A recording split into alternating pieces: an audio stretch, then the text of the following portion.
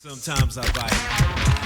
Now, if you're hungry, get yourself something to eat. And if you don't, 1990, 1 year, 15 records, and most of them disappeared from the cultural conversation before the decade even found its rhythm. Not because they were weak, because radio rotated, labels moved on, and the shelves got restocked fast. But real heads held on.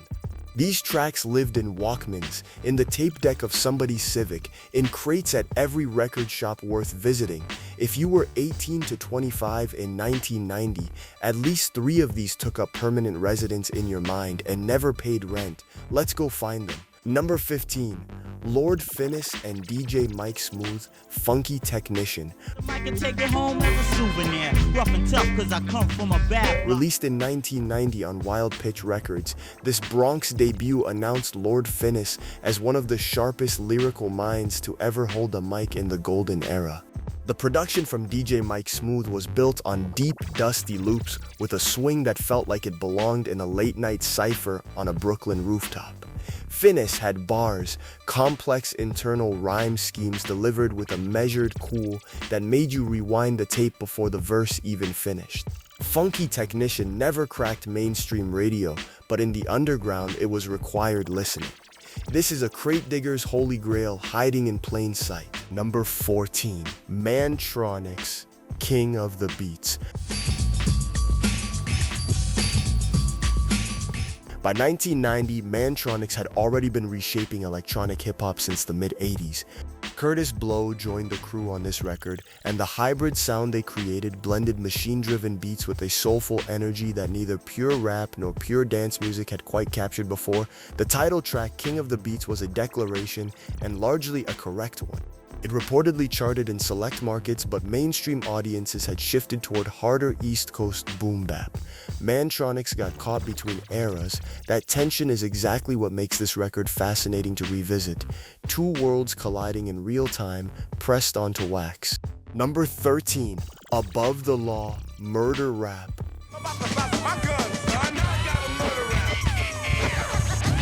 Cold 187 and the Pomona crew came out of Southern California with a record that was harder than almost anything the West Coast had put out up to that point.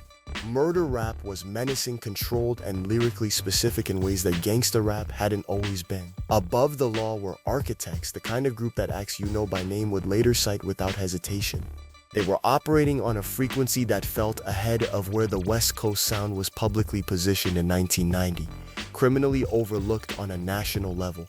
If you slept on this 35 years ago, now is your second chance to correct that. Number 12, Digital Underground, Do What You Like. Eat food, try not to be crude or rude. Kill the attitude, chill the serious mood and do what. Before Shock G and Humpty Hump became household names with the Humpty Dance, this 1990 single was already building the Digital Underground mythology from Oakland. Funky, chaotic, deeply sampled, and built for a specific kind of freedom, the kind where the party has no dress code and the only rule is move. George Clinton's influence is all over it, and the crew wore that influence like a badge of honor rather than a borrowed coat. Do What You Like is playful in ways that hardcore hip-hop sometimes forgot it was allowed to be. Oakland built something joyful here. That alone makes it worth revisiting with the volume turned all the way up.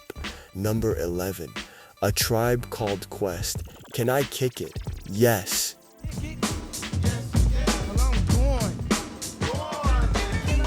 Yes, you absolutely can. Can I Kick It dropped in 1990, built around a Lou Reed sample that Tribe transformed into something entirely their own. Q-Tip and Phife Dawg traded bars over a jazz-inflected loop that felt like Sunday morning after a very good Saturday night. This one is arguably the least forgotten on the list, but ask someone under 40 to name it and watch what happens. It deserves to be revisited not just as a certified classic, but as a reminder of how effortlessly 1990 hip-hop could be both deeply intelligent and immediately approachable at the exact same time. Number 10, Poor Righteous Teachers, Rock Dis Funky Joint. PRT posse backing me. Easy now, star. You know exactly who we are. Wise, intelligent, culture freedom, and Father Shahid came out of Trenton, New Jersey with a 5% nation perspective that ran straight through every bar. Rock This Funky Joint hit in 1990 with a street-level urgency that matched the consciousness of the era without losing any of the bounce. Profile Records released it, and it reportedly moved units in key markets, but national radio mostly passed. Poor Righteous Teachers were never mainstream, and that was a feature, not a flaw. This record belongs in any honest conversation about the political and spiritual dimension of golden era hip-hop. Trenton built something real here. Yo, we are only halfway through 1990, and the archives are already proving the point. If this kind of deep-sourced hip-hop history is what you came for, hit that subscribe button right now for Hip Hop Legends Archives. We keep the real history of the culture alive every single week, fact-checked, respected, and built for real heads. Coming up, West Coast Fire, East Coast Consciousness, and one record built around a spelling mechanic that somehow hits harder than it has any right to. Keep it locked. Number 9, X-Clan, Funkin' Lesson. You going? What's your speed? What's your pleasure? What's your need? Trees and branches. Professor X, Brother J, Sugar Shaft, and ISIS came through in 1990 with a record that was more than hip-hop. It was a movement document pressed onto wax. Funkin' Lesson, from their debut To the East Blackwards on Island Records, was rooted in Black Watch movement philosophy and delivered by Brother J with a cadence that felt like a sermon and a street cipher happening simultaneously. The production was tribal, heavy, and deliberate. X-Clan operated on a frequency that mainstream radio simply was not tuned to receive. That exclusivity is exactly why real heads held this record with both hands and never put it down. Number 8, D-Nice, Call Me D-Nice. I'm the 808, but just call me D-Nice. My name is D-Nice. Before the quarantine Instagram parties that introduced D-Nice to a whole new generation, there was this 1990 debut on Jive Records. D-Nice, Derek Jones, was already known as a member of Boogie Down Productions, but Call Me D-Nice established him as a solo voice worth tracking on his own terms. The record was accessible without being soft, street without being gratuitous. The production reflected the BDP influence while carving its own lane. It reportedly moved respectably but never broke into heavy rotation nationally. If you know D-Nice from the live stream era, this record is the origin story you owe yourself. Number 7, Candyman, Knockin' Boots. Tunnel of love is what I'm entering. When I mention it, you're surrendering. Atlanta in 1990 was still finding its national hip-hop identity, and Candyman was walking a line between party rap and something harder to categorize. Knockin' Boots was bass-forward, playful, and built for a specific kind of crowd response that the South understood before anyone else caught on. Epic Records pushed it, and it reportedly performed well regionally with solid radio play across southern markets. Not every track on this list is forgotten because it was underground. Some got moved off the cultural marquee simply because the conversation shifted. Candyman captured a specific moment in 1990 Atlanta. That moment deserves its acknowledgement without apology. Number 6, Kid Frost, La Raza. I'm with my homeboys, my touch, my camaradas, keeping back on me, banga y pa' mí no diga nada. La Raza hit in 1990 and represented something that mainstream hip-hop had not yet fully made space for, a Chicano perspective delivered with confidence, cultural specificity, and a brown pride that did not ask permission from anyone.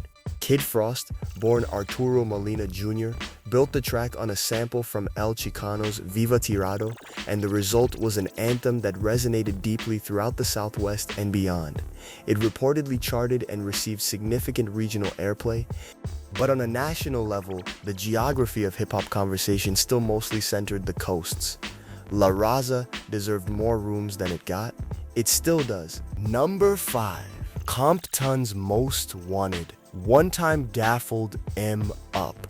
That I'm black is the reason you jack me. I got the gangbang cause of the hat and cat. While NWA were drawing the world's attention to Compton, CMW were in the same streets making records that matched that reality without the major label marketing machine behind them. MC8 and the crew delivered One-Time Gaffled M Up with a grit that felt lived in, not performed. In Compton, in Los Angeles, in communities that understood the subject matter firsthand, this record meant something that a chart position could never communicate, slept on nationally, respected locally. The gap between those two things tells you everything you need to know about how the industry processed 1990 West Coast hip-hop. Number 4, CPO, Ballad of a Menace. Fucking and producing a ballad of a motherfucking minute. CPO, the Capital Punishment Organization, released To Hell in Black in 1990 on Capitol Records, and Ballad of a Menace was among the records that demonstrated the West Coast could deliver socially conscious hardness without contradiction. Produced in part by Ice-T, the record carried weight, narrative storytelling over production that felt cinematic before that word got overused in hip-hop criticism. CPO deserved a longer national run. Label situations reportedly complicated things, as they did for too many groups in this era. What remained is a document of 1990 California hip-hop that too few people have properly cataloged in their mental archives. Number 3, Paris, The Devil Made Me Do It. I'm a big try to step to this. Listen, never let someone whoop on you that don't belong. San Francisco's Paris, Oscar Jackson Jr., came through in 1990 with a debut that was politically radical in ways that made labels deeply uncomfortable. The Devil Made Me Do It on Tommy Boy Records was unapologetically black nationalist, lyrically dense, and produced with a precision that matched the weight of the message. Paris was not interested in compromise. That commitment cost him mainstream access but built him a dedicated following that has held solid since day one. This record sounds more urgent in retrospect than it perhaps even did at release. If you are discovering Paris for the first time, you have been missing something important for a long time. Number 2, Brand Nubian, All for One.